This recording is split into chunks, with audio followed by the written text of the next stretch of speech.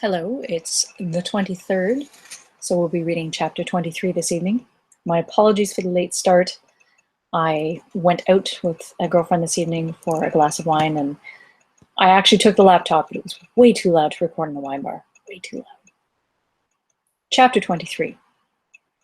Elizabeth was sitting with her mother and sisters, reflecting on what she had heard, and doubting whether she were authorized to mention it, when Sir William Lucas himself appeared, sent by his daughter to announce her engagement to the family.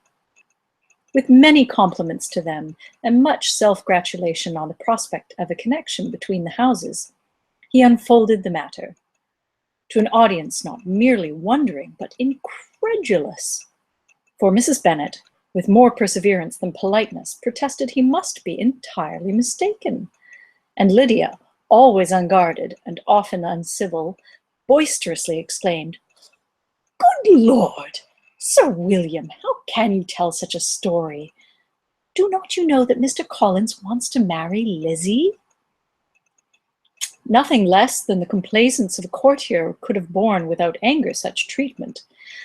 But Sir William's good breeding carried him through it all, and though he begged leave to be positive as to the truth of his information, he listened to all their impertinence with the most forbearing courtesy. Elizabeth, feeling it incumbent on her to relieve him from so unpleasant a situation, now put herself forward to confirm his account by mentioning her prior knowledge of it from Charlotte herself, and endeavored to put a stop to the exclamations of her mother and sisters by the earnestness of her congratulations to Sir William, in which she was readily joined by Jane, and by making a variety of remarks on the happiness that might be expected from the match, the excellent character of Mr. Collins, and the convenient distance of Hunsford from London. Mrs. Bennet was in fact too much overpowered to say a great deal while Sir William remained, but no sooner had he left them than her feelings found a rapid vent. In the first place, she persisted in disbelieving the whole of the matter. Secondly, she was very sure that Mr. Collins had been taken in. Thirdly, she trusted that they would never be happy together. And fourthly, that the match might be broken off. Two inferences, however, were plainly deduced from the whole. One, that Elizabeth was the real cause of all the mischief, and the other, that she herself had been barbarously used by them all, and on these two points she principally dwelt during the rest of the day. Nothing could console and nothing appease her. Nor did that day wear out her resentment. A week elapsed before she could see Elizabeth without scolding her. A month passed away before she could speak to Sir William or Lady Lucas without being rude. And many months were gone before she could at all forgive their daughter.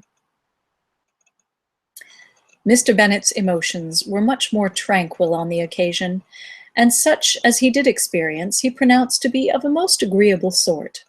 For it gratified him, he said, to discover that Charlotte Lucas, whom he had been used to think tolerably sensible, was as foolish as his wife, and more foolish than his daughter. Jane confessed herself a little surprised at the match, but she said less of her astonishment than of her earnest desire for their happiness, nor could Elizabeth persuade her to consider it as improbable. Kitty and Lydia were far from envying Miss Lucas, for Mr. Collins was only a clergyman, and it affected them in no other way than as a piece of news to spread at Meryton. Lady Lucas could not be insensible of triumph on being able to retort on Mrs. Bennet the comfort of having a daughter well married, and she called at Longbourn rather oftener than usual to say how happy she was, though Mrs. Bennet's sour looks and ill-natured remarks might have been enough to drive happiness away. Between Elizabeth and Charlotte there was a restraint which kept them mutually silent on the subject, and Elizabeth felt persuaded that no real confidence could ever subsist between them again. Her disappointment in Charlotte made her turn with fonder regard to her sister, of whose rectitude and delicacy she was sure her opinion could never be shaken, and for whose happiness she grew daily more anxious, as Bingley had now been gone a week, and nothing was heard of his return. Jane had sent Caroline an early answer to her letter, and was counting the days till she might reasonably hope to hear again. The promised letter of thanks from Mr. Collins arrived on Tuesday, addressed to their father, and written with all the solemnity of gratitude which a 12 months' abode in the family might have prompted. After discharging his conscience on that head, he proceeded to inform them with many rapturous expressions of his happiness in having obtained the affection of their amiable neighbor, Miss Lucas, and then explained that it was merely with the view of enjoying her society that he had been so ready to close with their kind wish of seeing him again at Longbourn, whither he hoped to be able to return on Monday fortnight, for Lady Catherine, he added, so heartily approved of his marriage that she wished it to take place as soon as possible, which he trusted would be an unanswerable argument with his amiable Charlotte, to name an early day for making him the happiest of men. Mr. Collins's return into Hertfordshire was no longer a matter of pleasure to Mrs. Bennet. On the contrary, she was as much disposed to complain of it as her husband. It was very strange that he should come to Longbourn instead of to Lucas Lodge. It was also very inconvenient and exceedingly troublesome. She hated having visitors in the house while her health was so indifferent, and lovers were of all people the most disagreeable. Such were the gentle murmurs of Mrs. Bennet, and they gave way only to the greater distress of Mr. Bingley's continued absence. Neither Jane nor Elizabeth were comfortable on this subject. Day after day passed away without bringing any other tidings of him than the report which shortly prevailed in Meryton of his coming no more to Netherfield the whole winter. A report which highly incensed Mrs. Bennet, and which she never failed to contradict as a most scandalous falsehood. Even Elizabeth began to fear, not that Bingley was indifferent, but that his sisters would be successful in keeping him away. Unwilling as she was to admit an idea so destructive of Jane's happiness, and so dishonourable to the stability of her lover, she could not prevent its frequently occurring. The united efforts of his two unfeeling sisters, and of his overpowering friend, assisted by the attractions of Miss Darcy and the amusements of London, might be too much, she feared, for the strength of his attachment.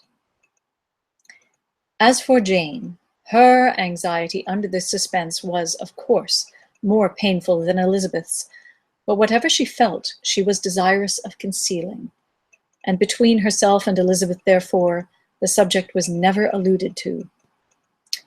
But as no such delicacy restrained her mother, an hour seldom passed in which she did not talk of Bingley, express her impatience for his arrival, or even require Jane to confess that if he did not come back, she should think herself very ill-used. It needed all Jane's steady mildness to bear these attacks with tolerable tranquillity. Mr. Collins returned most punctually on the Monday fortnight, but his reception at Longbourn was not quite so gracious as it had been on his first introduction. He was too happy, however, to need much attention, and luckily for the others, the business of love-making relieved them from a great deal of his company. The chief of every day was spent by him at Lucas Lodge, and he sometimes returned to Longbourn only in time to make an apology for his absence before the family went to bed. Mrs. Bennet was really in a most pitiable state. The very mention of anything concerning the match threw her into an agony of ill humour, and wherever she went, she was sure of hearing it talked of. The sight of Miss Lucas was odious to her. As her successor in that house, she regarded her with jealous abhorrence. Whenever Charlotte came to see them, she concluded her to be anticipating the hour of possession, and whenever she spoke in a low voice to Mr. Collins, was convinced that they were talking of the Longbourn estate, and resolving to turn herself and her daughters out of the house as soon as Mr. Bennet were dead. She complained bitterly of all this to her husband. "Indeed, Mr. Bennet," said she, "it is very hard to think that Charlotte Lucas should ever be mistress of this house, that I should be forced to make way for her, and live to see her take my place in it. My dear, do not give way to such gloomy thoughts. Let us hope for better things. Let us flatter ourselves that I may be the survivor."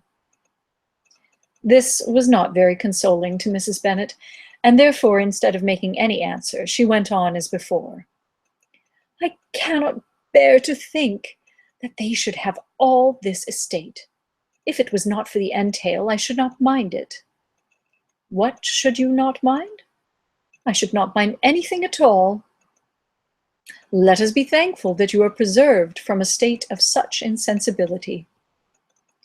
"I can never be thankful, Mr. Bennet, for anything about the entail.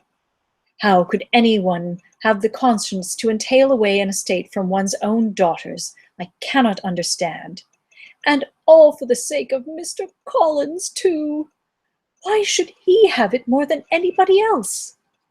"I leave it to yourself to determine," said Mr. Bennet. That is the end of chapter 23. Join me tomorrow night for chapter 24. I'll try to be more on time.